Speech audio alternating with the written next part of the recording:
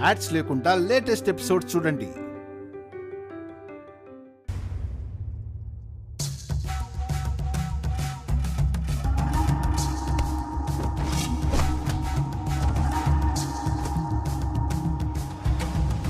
ఏంటమ్మా ఇది? అందులో విశాల్ బాబు గారివి, గానవి పాపవి కొన్ని వెంట్రుకలు, కత్తిరించిన గోళ్లు ఉన్నాయన్నా. ఎందుకు? ఏం చేయాలనుకున్నావమ్మా వీటితో? DNA test చేయించాలన్నా. గానవి ప్రస్తుతానికి ప్రపంచం దృష్టిలో విక్రాంత్ బాబు నా చెల్లెలు సుమనకి పుట్టిన బిడ్డగా ఉంది. కానీ అది నిజం కాదన్నా. నా అనుమానం దారికి అడ్డుగా ఉంది. గానవి సుమనమ్మకు పుట్టలేదని అలా ఎలా అనుకుంటావమ్మా? అనుమానమే కాదు, ఆలోచనే రాకూడదు.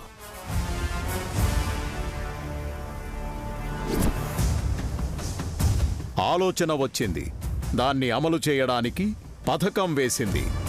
స్వామి, గాయత్రీదేవి ఎక్కడుందో తెలుసుకునే ప్రయత్నంలో పాప వెంట్రుకలు, గోళ్లు ఎలా ఉపయోగపడతాయి?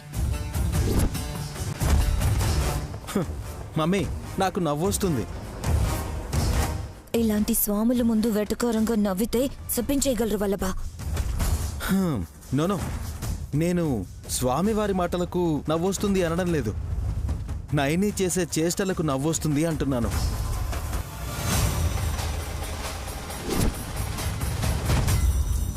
వల్లభ, సరిగ్గా చెప్పు. మమ్మీ, గానవీనే గాయత్రి పెద్దమ్మేమో అనుకుని గోర్లు, జుట్టు కత్తిరించి DNA టెస్ట్ చేయించాలి అనుకుంది అంటే పిచ్చి ప్రయత్నం కదా. నన్ను పిచ్చిదానిలా చూడొద్దన్నా. ఇలా ఎందుకు చేస్తున్నానో వివరంగా చెప్పేంత సమయం ఇప్పుడు లేదు. నా అనుకున్న వాళ్లే నన్ను మోసం చేస్తున్నప్పుడు నేను తెగించకపోతే ఈ జన్మలో నా బిడ్డను నేను కలుసుకోనని నాకు అర్థమైంది. అందుకే బాగా ఆలోచించి ఈ నిర్ణయం తీసుకున్నాను. గానవి నీ బిడ్డన కాదా అన్న విషయం పక్కన పెడితే రిజల్ట్ నీ అనుమానానికి ఆపోజిట్గా వచ్చిందనుకో, అప్పుడేం చేస్తావు? గుండె బరువు కాస్త దిగిందనుకుంటాను. అలాగని గాయత్రమ్మ గారిని వెతకడం ఆపను. మీరైతే ఇదొక్క సాయం చేయండి అన్నా. అలాగేనమ్మా, రేపు రిపోర్ట్స్తోనే వస్తాను. All the best. థ్యాంక్స్ అన్నా. గానవైతే గాయత్రీదేవి కాదు వల్లభ. ఎందుకంటే తన చేతిని నా చేతికి తాకించి నయని పరీక్ష చేసింది కూడా.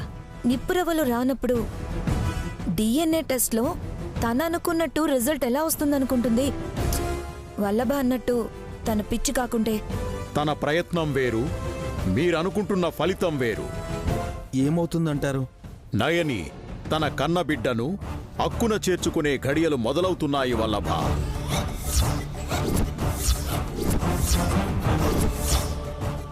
భగవంతుడు అడ్డుపడ్డా సరే ఈసారి గడ్డు పరిస్థితిని దాటుకొని ముందుకెళుతోంది.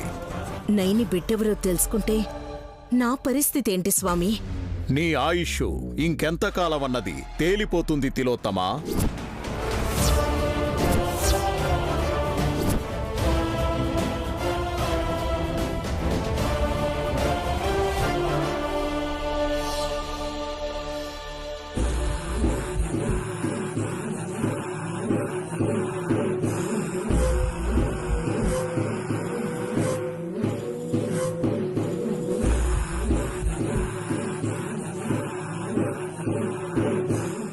Good morning sir.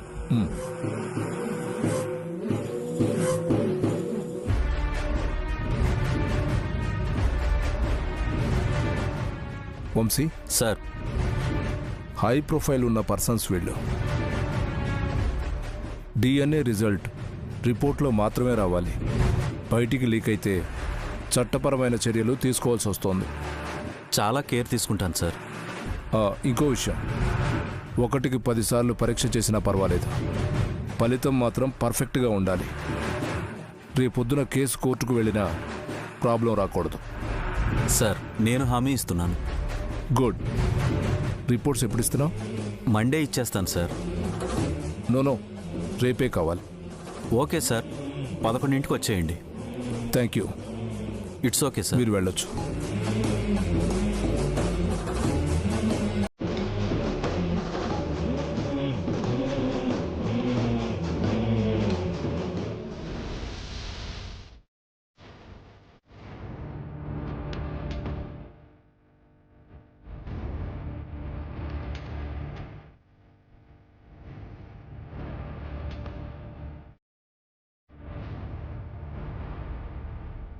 భగవంతుడు అడ్డుపడ్డా సరే ఈసారి గడ్డు పరిస్థితిని దాటుకొని ముందుకెళుతోంది. నీ ఆయుష్ ఇంకెంతకాలమన్నది తేలిపోతుంది తిలోత్తమా.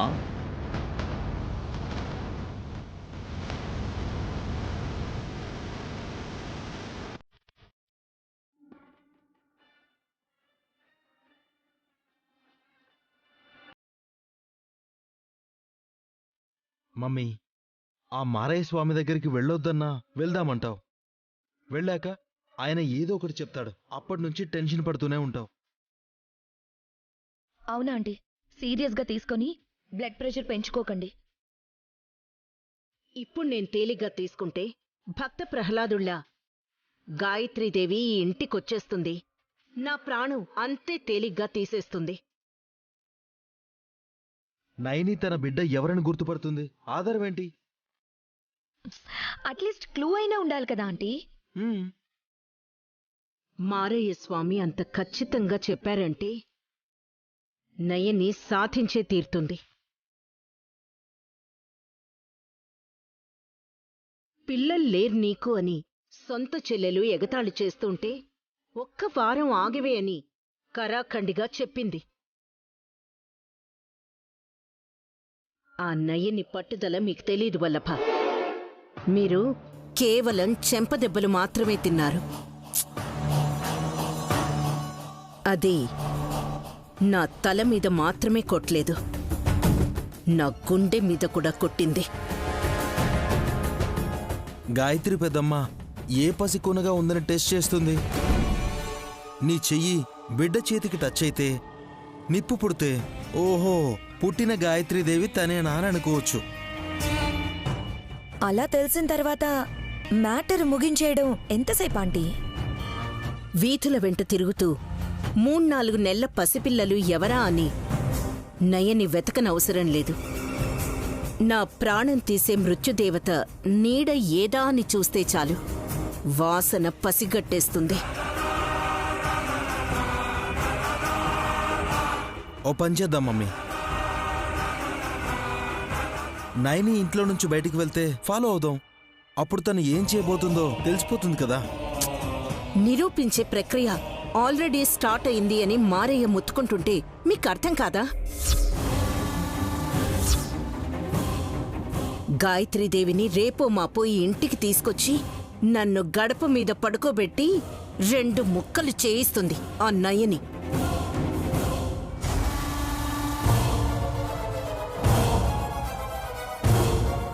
What happened? క్యా హువా? ఎందుకు గొంతు చించుకుంది మీ మమ్మీ? Any problem? ఏం లేదులే గాని నువ్వు వెళ్ళు. ఏ మ్యాన్, రాత్రిపూట గొంతు చించుకుందంటే రేపు తెల్లారేదాకా చీర చించుకునే పరిస్థితి ఏదో దాపరించిందని అర్థం. హాసిని, ముందు వెళ్ళి ఇక్కడి నుంచి. తలుపు వెయ్యకపోవడం పొరపాటయ్యింది. తలుపేసుకొని ఏం చేస్తారు మీ ముగ్గురు? పేకాటాడతారా? పీకాట ఆడతామే. ఏం పేకుటా? పీకని పీక నొక్కే ఆట. అయ్యో, కూల్ అత్తయ్య, కూల్. ఎమోషనల్ అయి అరిస్తే హార్ట్ అటాక్ వచ్చిందనుకో, మళ్ళీ నేనే మీ నోట్లో నోరు పెట్టి ఊదాలి. శ్వాస ఆడాలి కదా. రే, ముందు దీన్ని బయటికి పంపించు. ఏయ్ పద. వెయిట్, నో టచింగ్సా? నన్ను ముట్టుకుంటే బూడిదైపోతారు. జస్ట్ ఇప్పుడే పాతివ్రత్య మహత్యం పుస్తకం చదివొచ్చాను. Mind it. ఏయ్, వెళ్తున్నానత్తయ్య. మెంటల్ దానా? దీనివల్ల ఇంకా మెంటల్ ఎక్కేలా ఉంది. కాసేపు నన్ను ఒంటరిగా వదిలేయండి.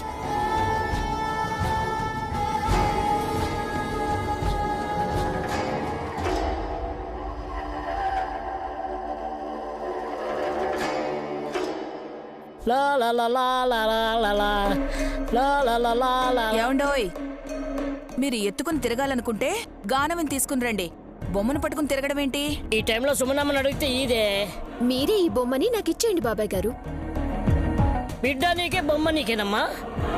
గానవినెవరో నాకు దానం చేసినట్టు చెప్తారే, ఇదివ్వండి. అన్యాయం కదే. మా ఆయన ఆడుకుంటుంటే లాగేసుకుంటావా? నోట్లో వేలు పెట్టుకుని చప్పరించే వయసు మరినది. మీతో ఆడుకోమనండి, ఈ బొమ్మతో కాదు. హలో చిట్టి, ఆ బొమ్మ నీది కాదు, నయని చెల్లిది. అయితే ఏంటక్క, నేను నా రూమ్ కి తీసుకెళ్లిపోతాను. అలా ఎలా తీసుకెళ్తావు? చేత్తో పట్టుకుంటాను, లేదంటే నెత్తి మీద పెట్టుకుంటాను. అది కాదంటే ఇలా గాల్లో ఎగరేసుకుంటూ తీసుకెళ్తాను.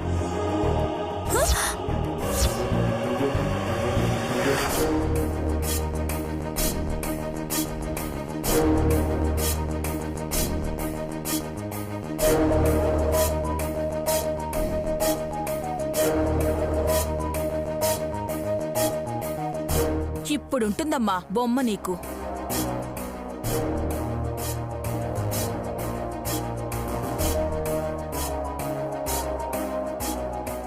చెంపల మీద కొడితే ఒప్పుకోనక్క చెప్తున్నా. కడుపులో గుద్దు చెల్లి, ఇందాకే బీరకాయ కూర తింది, కక్కేయాలి దెబ్బకి. అందరూ రౌండప్ చేసి కొట్టించాలనుకుంటున్నారా? నిన్ను దండించే అవసరం లేదిప్పుడు.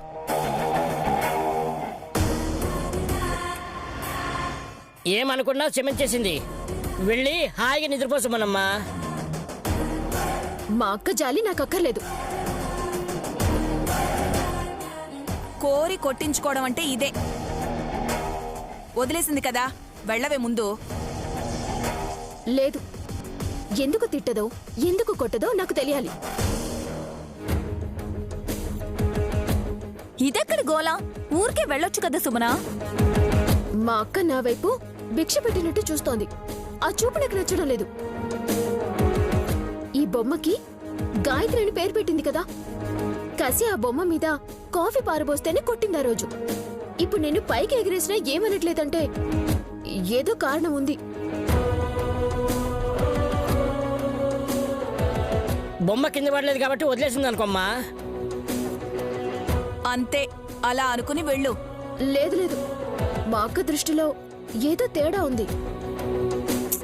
చెల్లి, ఆ తేడా ఏంటో చెప్పు, లేదంటే సుమన విసిగించేలా ఉంది. చెప్పనా సుమన? చెప్పు. రేపు అందాల బొమ్మకి ప్రాణం వస్తుంది.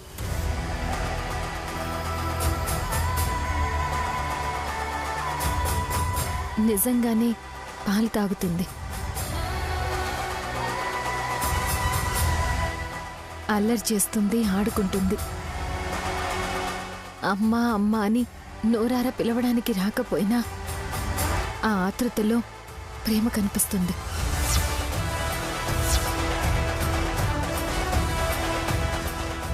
ఏంటి రేపే? అవును, రేపీ పాటికి నేను నా బిడ్డను ఎత్తుకుని ఈ ఇంట్లో ఆడిస్తూ ఉంటాను. నా ఆశ, ఆశయం, దీక్ష అన్నీ నెరవేరబోతున్నాయి.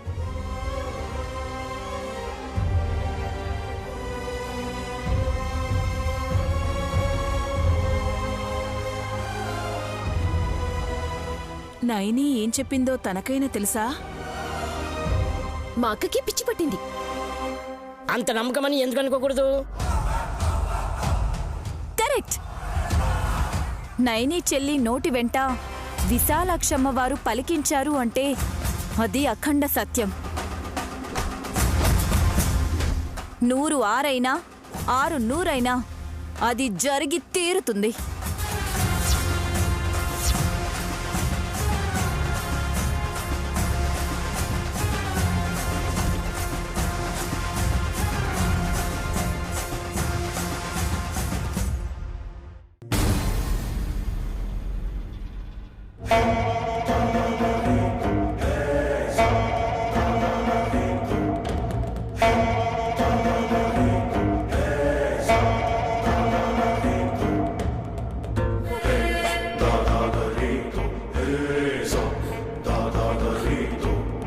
నైని వదిన ఎవరో చూస్తారన్నట్టు అటు ఇటు కంగారుగా చూస్తూ వచ్చిందేంటి?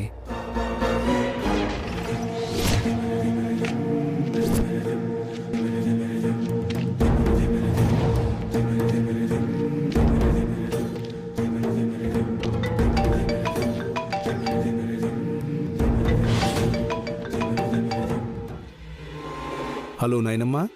అన్నా, డిఎన్ఏ రిపోర్టు తీసుకున్నారా? ఇంకా లేదమ్మా, ఇప్పుడే ల్యాబ్ దగ్గరకు వచ్చి వెహికల్ దిగాను. నువ్వు ఫోన్ చేశావు. అలాగా అన్నా, ఈ టైం కల్లా రిపోర్ట్ వస్తుందన్నారు కదా అని ఆతృతతో ఫోన్ చేశాను. నీ ఆరాటాన్ని నేను అర్థం చేసుకోగలను. రిపోర్ట్ నాకిచ్చినా సరే రిజల్ట్ ఏంటనేది నీ దగ్గరకు వచ్చాకే చూడాలనుకుంటున్నాను. ఎందుకన్నా, గానవి నా బిడ్డ కాదా అన్న విషయాన్ని నువ్వు ఫోన్లో చెప్పకుండా ఇక్కడికి వచ్చాకే చెప్తానంటున్నావు? రిజల్ట్ పాజిటివ్గా వస్తే నీకు సంతోషం, నెగిటివ్గా వస్తే తర్వాత నువ్వు ఎంత బాధపడతావో అనిపిస్తుంది. అందుకే నీ దగ్గర ఉన్నప్పుడే రిపోర్ట్స్ చూస్తే నీకు ధైర్యం చెప్పడానికైనా నీకు అభినందనలు చెప్పడానికైనా బాగుంటుందనుకుంటున్నాను. మీ ఇష్టం అన్నా, త్వరగా రిపోర్ట్స్ తీసుకుని రండి. అలాగేనమ్మా. సరే అన్నా.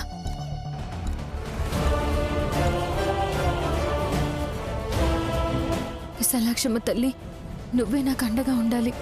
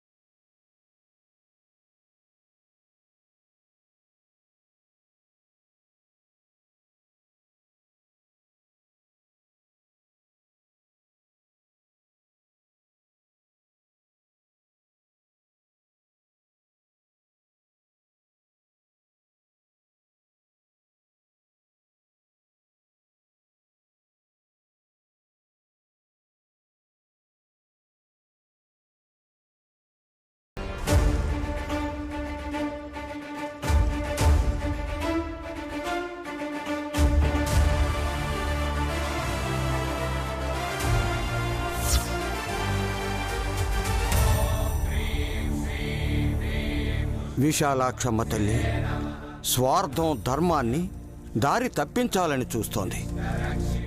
అదే గనక జరిగితే ఒక తల్లికి అన్యాయం జరిగినట్టే అవుతుంది. తల్లి బిడ్డను వేరు చెయ్యాలని సృష్టికర్త దిగి వచ్చినా సరే అంగీకరించను, వెళతాను.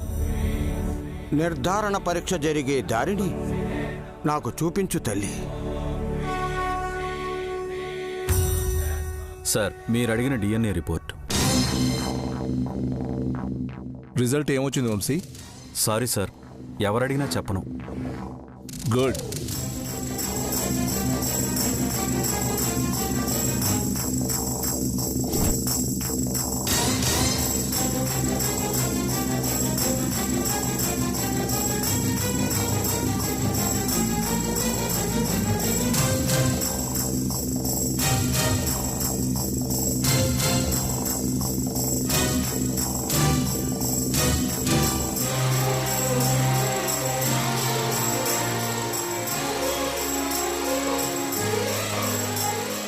ఈ విషయం ఇంతటితో మర్చిపోవాలి వంశీ. Okay sir. సార్, ఇటువంటి కేసుల్ని చాలా సెన్సిటివ్గా చూస్తాం. ఓకే, ఏదైనా ఇన్ఫర్మేషన్ కావాలంటే ఫోన్ చేస్తాను. అలాగే సార్.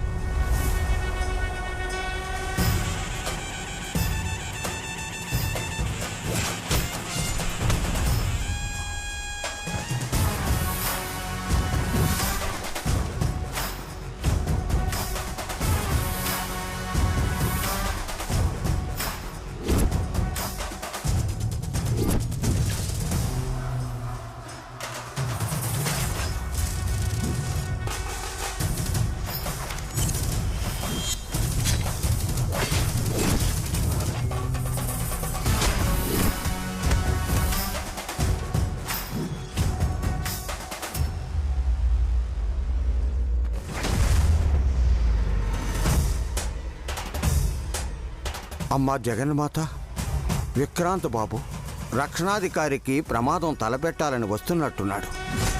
నువ్వే రక్షించాలి తల్లి.